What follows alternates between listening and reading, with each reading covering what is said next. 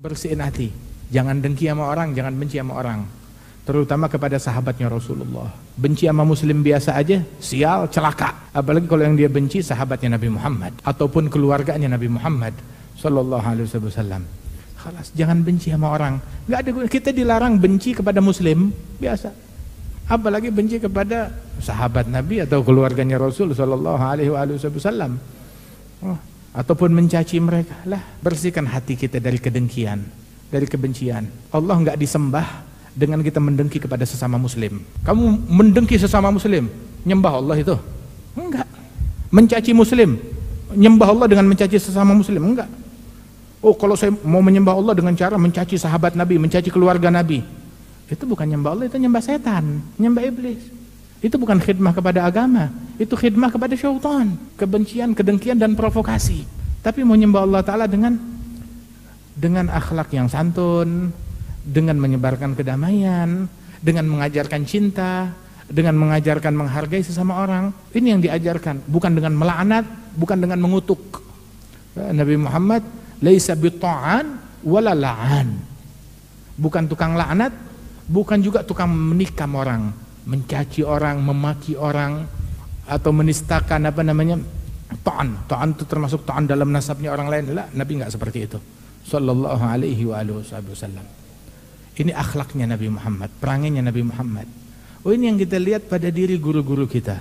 Al-Habib Masyhur, Masya Allah, beliau dengan segala istiqamahnya dapat tantangan, dapat makian, dapat cacian, dapat teror dari komunis, teror dari orang-orang yang nggak demen sama beliau. Bahkan juga udah begitu dapat makian dan cacian bukan cuma dari komunis yang menculik ayahnya, bahkan juga dari orang-orang teman-teman di sekelilingnya, di sekitarnya juga, yang mencemooh beliau, yang menghina beliau.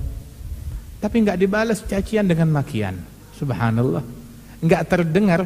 Kita bertahun-tahun kenal Al-Habib Ali Al-Masyhur, belasan tahun, berpuluh-puluh tahun kenal dengan beliau, lebih dari 20 tahun kita kenal dengan beliau. Enggak pernah kita mendengar kata-kata buruk keluar dari mulutnya. Enggak pernah mendengar gosip keluar dari mulutnya. Enggak pernah mendengar cacian keluar dari mulutnya atau provokasi, ngajarin orang untuk saling mendengki. Kerjaannya Habib Masyhur, dengar ada orang berselisih, didamaikan. Kita tahu Habib Masyhur kerjaannya ngajar, sholatin jenazah, mandinya, bukan cuma itu. Ada orang berkelahi, putus silaturahmi, beliau yang mendamaikan antara ashabul magamat, antara gabail. Beliau turun tangan untuk ngakurin orang, mendamaikan orang, bahkan sampai berkorban. Bukan cuma berkorban harta, berkorban dirinya jadi sasaran cacian dan makiannya orang lain. Sampai beliau bilang, yang penting kalian akur, saya nggak pengen magomnya kalian, nggak pengen ngambil haknya kalian, nggak pengen mencuri popularitas kalian, nggak, pengen ini saling akur, saling damai. Sampai seperti itu. Radhiyallahu anhu arba, islah bainan nas. Ada orang sakit, beliau jenguk.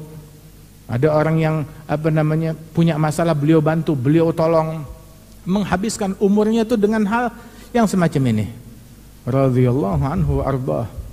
Nah, itu beliau dengan segala akhlak dan budi pekertinya dan dengan segala tawadhu beliau, alhamdulillah, di antara nikmat Allah yang sampai kepada kita dengan berkat beliau, beliaulah yang mendidik guru kami, Al-Habib Umar bin Muhammad bin Salim bin Hafidh Ibn Syekh Habib Bakar bin Salim. Intinya, ikut di jalannya mereka, jangan menyimpang dari jalannya mereka. Mulai menempuh jalan mereka dari, jangan tinggalin sholat jamaah, jangan tinggalkan qiyamul lail, walaupun 15 menit sebelum subuh kita udah di atas sejadah.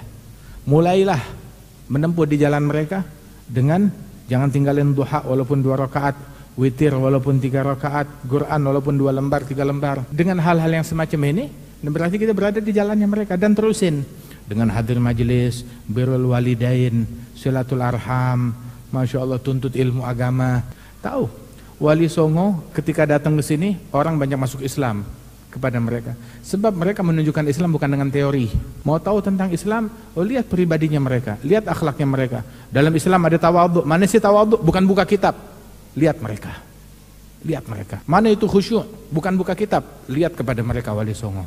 Subhanallah. Mana itu makna tawakal? Lihat kepada mereka. Mana itu al-yaqin? Mana itu as-sabat? Lihat kepada mereka.